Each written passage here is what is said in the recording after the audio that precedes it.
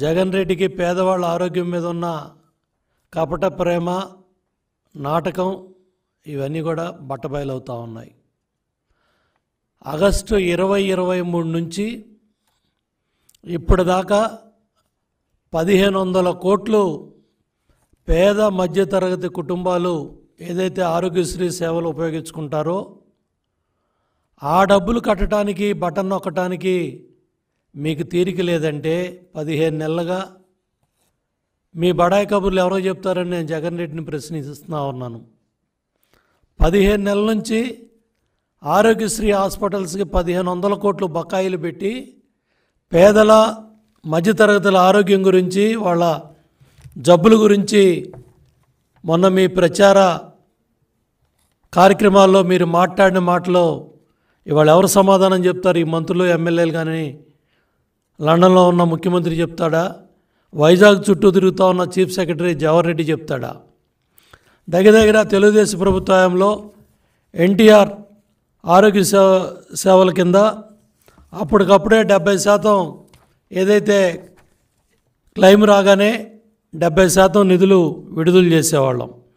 దగ్గర 5330 కోట్లు ఖర్చు పెట్టి తెలుగుదేశం ప్రభుత్వంలో అన్ని కష్టాల్లో సుమారు 12 లక్షల మందికి ఈ సేవలన్నీ కూడా వైద్య సేవలో ఈ పేదవాళ్ళ ఆరోగ్యం పట్ల ఈ కట్టాల్సిన డబ్బులన్నీ కూడా హాస్పిటల్స్కి ఆ రోజుల్లో కట్టి ఏ ఇబ్బంది లేకుండా పేదల ఆరోగ్యాన్ని కాపాడారు తెలుగుదేశం ప్రభుత్వంలో నారా చంద్రబాబు నాయుడు గారు.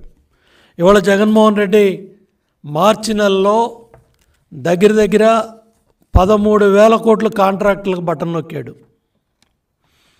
పేదలకు ఇవ్వాల్సిన పెన్షన్ డబ్బులు కూడా ఏప్రిల్లో 3 రోజులు 4 రోజులు డబ్బులు అందక కూడా ఇబ్బంది పడ్డారు. మే నెలలో కూడా అదే జరిగింది తంతు.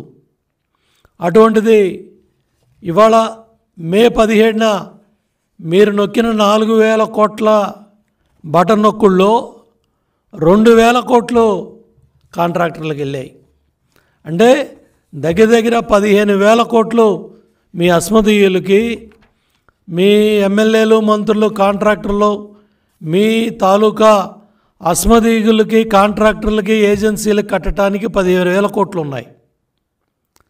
పేదల ఆరోగ్యం ఏదైతే పేద మధ్యతరగతి ఆరోగ్యం హాస్పిటల్స్కి కట్టాల్సిన డబ్బులు 1,500 కోట్లకి జగన్మోహన్ రెడ్డి చేతులు రాలా, చీఫ్ సెక్రటరీకి చేతులు రాలా, ప్రభుత్వ సంబంధిత అధికారులకు చేతులు రాలా.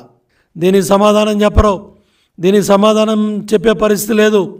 ఇవాళ దగ్గర ఏదైతే మీ అస్మదీయులకి మీ కోడికత్తి డాక్టర్ రికమెండ్ చేసిన నెట్వర్క్ హాస్పిటల్స్, అది హైదరాబాద్ అవ్వచ్చు, బెంగళూరు అవ్వచ్చు, మెడ్రాస్ అవ్వచ్చు, మీకు నచ్చిన హాస్పిటల్స్లో ముఖ్యమంత్రి కార్యాలయం బిల్లులు క్లియర్ చేస్తే వాటిల్లో కూడా పర్సంటేజీలు, వాటిల్లో కూడా దోపిడీ.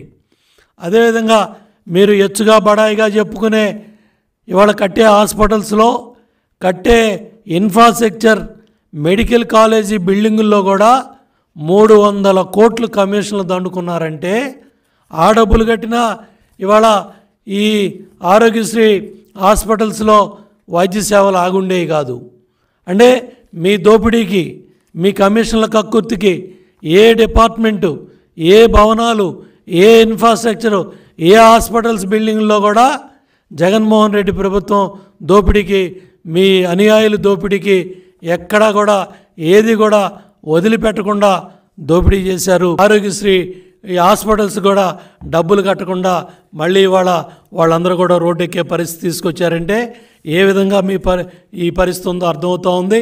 అంతేకాకుండా మళ్ళీ రెండో పక్క గవర్నమెంట్ హాస్పిటల్స్లో కట్టాల్సిన డబ్బులు ఇవాళ ప్రైవేట్ హాస్పిటల్స్ కాబట్టి వాళ్ళు నోటీసులు ఇచ్చి ఇవాళ రోడ్డు ఎక్కి మా ఇబ్బందులు ఉన్నాయి, మేము ఇవాళ కట్టే పరిస్థితి లేదు, మేము అక్కడ జీతాలు ఇచ్చే పరిస్థితి లేదు, లేదా మేము మందులు కట్టే పరిస్థితి లేదు, లేదా మాకు ఇమీడియట్గా డబ్బులు కట్టండి సగమేనని చెప్పి వాళ్ళు డిమాండ్ చేస్తూ ఉంటే గవర్నమెంట్ హాస్పిటల్స్లో ఉన్న పరిస్థితిని చెప్పుకునే పరిస్థితి అక్కడ ప్రభుత్వ సిబ్బందికి కానీ ప్రభుత్వ డాక్టర్లకు కానీ ఎవరికి కూడా అక్కడ బయటకు వచ్చే పరిస్థితి, ఆ వాస్తవాలన్నీ కూడా ఇవాళ చెప్పే పరిస్థితిలో లేరు.